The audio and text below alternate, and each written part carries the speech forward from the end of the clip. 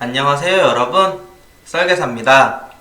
이 영상을 찍는 게 설날이었는데 다들 새해 복 많이 받으셨나요? 새해 복 많이 받으시고 2021년 모두 대박 나시길 바랍니다. 오늘은 보험료, 해증급금, 납입기간에 대해 썰을 풀려고 합니다. 그럼 시작하시죠.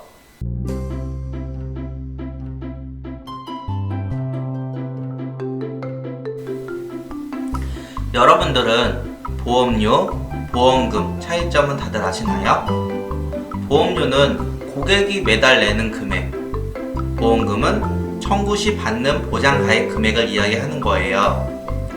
간혹 SNS나 보험 광고글을 보면 설계사분들이 보험료와 보험금을 혼동해서 쓰시는 분들이 계시던데, 나름 전문가라고 하시는 분들이 이걸 헷갈려 하시면 안 돼요. 큰일 납니다. 보험료는 매달 내는 금액 꼭 숙지하세요. 우리가 내는 보험료 같은 경우엔 위험보험료와 적립보험료가 합쳐져서 우리가 내는 보험료가 됩니다. 위험보험료는 내가 보장을 받는 특약들의 합산 금액, 적립보험료는 환급을 만들어주는 보험 적금이라고 보시면 됩니다.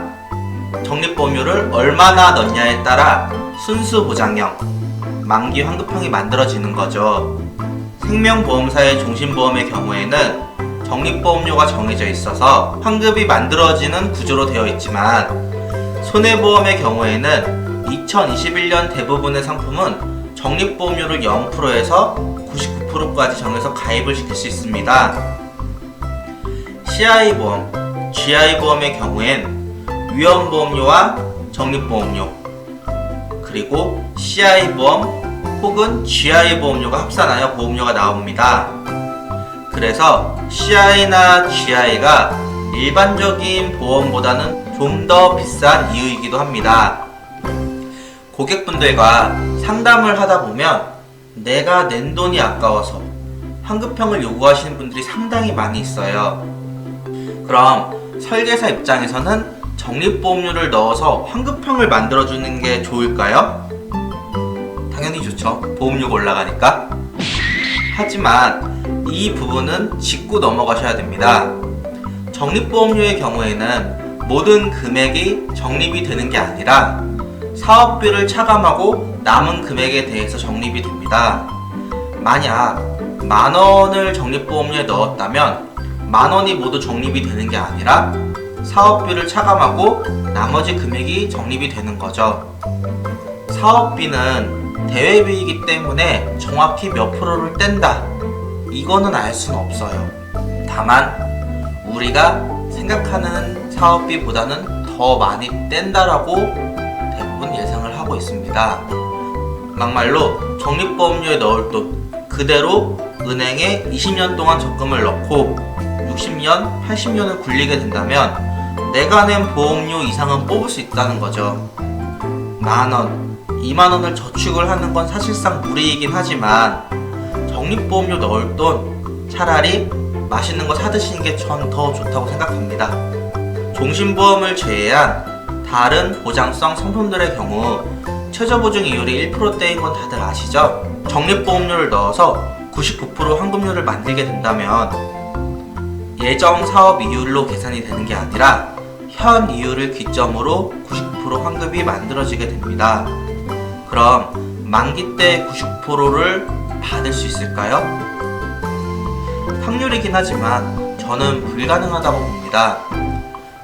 이율은 점점 떨어질 거라 예상을 하며 최저보증 이율에 근접할 거라 보는데, 그럼 99% 환급률은 쭉쭉 떨어집니다.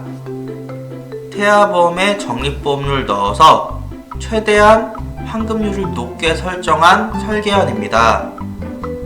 최저보증 이율과 공시이율을 비교를 했을 때 약 20% 정도가량의 차이가 발생이 됩니다.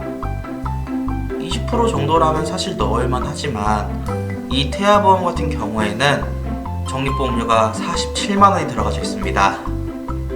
47만원 그냥 확정형을 종신보험에 넣는 게 더 많이 돌려받으실 수 있어요. 그렇기에 적립보험료는 최소로 넣는 게 옳다고 보는데, 제가 상담을 하던 도중에 적립보험료를 사랑하시는 몇몇 설계사분들과 대치를 한 적이 있었는데, 그분들의 주장을 보자면, 첫 번째, 납입기간 중 목돈이 필요하면 중도인출을 해서 쓰거나 약관대출을 이용하면 된다. 두 번째, 20년 납입해서 해지를 하면 99%를 받을 수 있다. 그때 해지해서 목돈을 써라. 세 번째, 갱신형 상품의 경우 적립보험료를 넣으면 대체 납입이 되기 때문에 20년 납입으로 끝낼 수 있다. 이 세 가지의 주장을 가장 많이 하셨어요. 중도인출을 경험해 보신 분들은 아시겠지만 해지연금보다 훨씬 적게 중도인출이 되는 경우가 많습니다.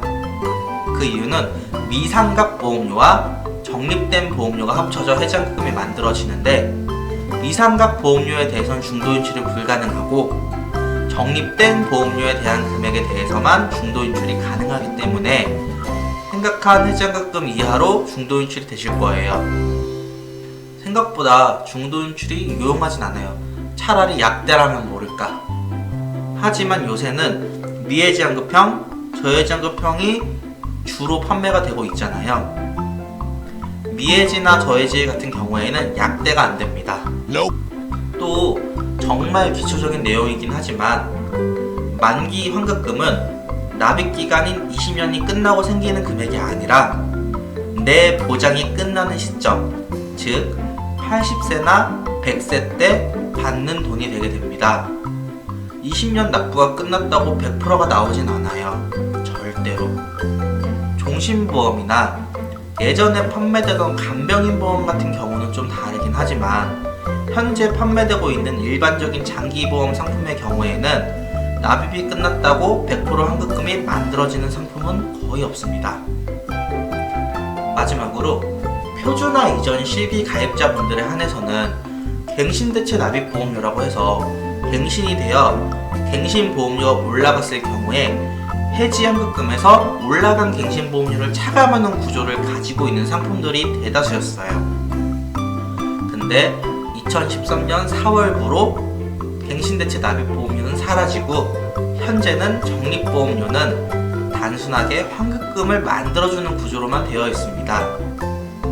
유니버셜 기능이 있는 보험들의 경우에는 위험보험료를 해지연금으로 차감하긴 하지만 대개 암, 뇌, 심장 같은 진단비 상품들 같은 경우엔 손해보험 상품을 판매하고 있으시기 때문에 유니버셜과는 조금 다르게 봐야 됩니다. 그러니 생보사 상품의 종신보험 혹은 유니버셜 보험이 아니라 일반적인 장기보험 상품의 경우엔 환급금을 만들어주는 적립보험료를 넣는 것보단 건강하게 운동하실 수 있게 쓰시거나 맛있는 거 드셔서 몸 건강을 챙기시는 게 더 좋아요. 아니면 적립보험료를 빼고 그 적립보험료 넣을 돈으로 다른 저축보험을 가입을 하시는 게 훨씬 유리합니다. 납입기간도 할 말은 많긴 하지만 너무 많이 말씀을 드리면 지루할 수도 있기 때문에 콕 집어 말씀을 드릴게요. 납입기간이 가장 예민한 보험은 태아보험이 될 텐데, 태아보험의 경우 10년 납, 20년 납, 30년 납으로 고민을 많이 하시는 산모님들이 대다수이시고, 베이비 페어나 산모교실에서 납입기간으로 상담하시는 분들도 있는 걸로 아는데요. 10년 납의 경우에는 월 보험료는 크지만 총 내는 보험료는 작고, 30년 납의 경우에는 월 내는 보험료는 작지만 총 내는 보험료는 크다 라고 말씀을 다들 하시더라고요. 개똥같은 소리입니다. 단순 계산기를 두들기면 물론 이 말이 맞아요. 근데 왜 예정이율, 예정사업비, 예정위험률 이 세 가지는 계산을 안 하고 말씀을 하세요? 이 세 가지를 모두 대입해서 계산을 하게 된다면 10년 납이든 20년 납이든 30년 납이든 총 내는 보험료는 동일하게 됩니다. 빨리 내고 싶으시다면 10년 납을, 천천히 내도 상관없다 하시다면 30년 납을 자유롭게 택하시면 됩니다. 납입 기간에 따른 총 보험료 차이는 없으시기 때문에 그거에 현혹되지 마시고 자유롭게 선택하세요. 성인보험은 10년 납, 20년 납, 30년 납의 예정 이용률로 인해서 보험료 차이가 조금 날 수밖에 없긴 하지만 납입 기간을 고려할 정도로 심각하게 차이가 나는 게 아니면 요새 성인보험 상품의 경우에는 암, 뇌졸중, 급성 심근경색 시 납입 면제가 되기 때문에 납입 기간을 오히려 길게 하여 납입 면제 효과를 극대화시키는 분들도 있습니다. 고객분들의 성향에 따라 납입 기간을 정하시면 되세요. 빨리 낸다고 이득 보는 건 없어요. 오늘 보험료, 해지연금급, 납입 기간에 대해서 말씀을 드렸는데요.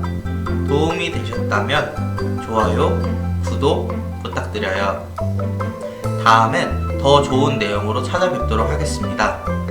다음 시간에는 상해 의료비에 대해 알아보도록 하겠습니다. 그럼 안녕.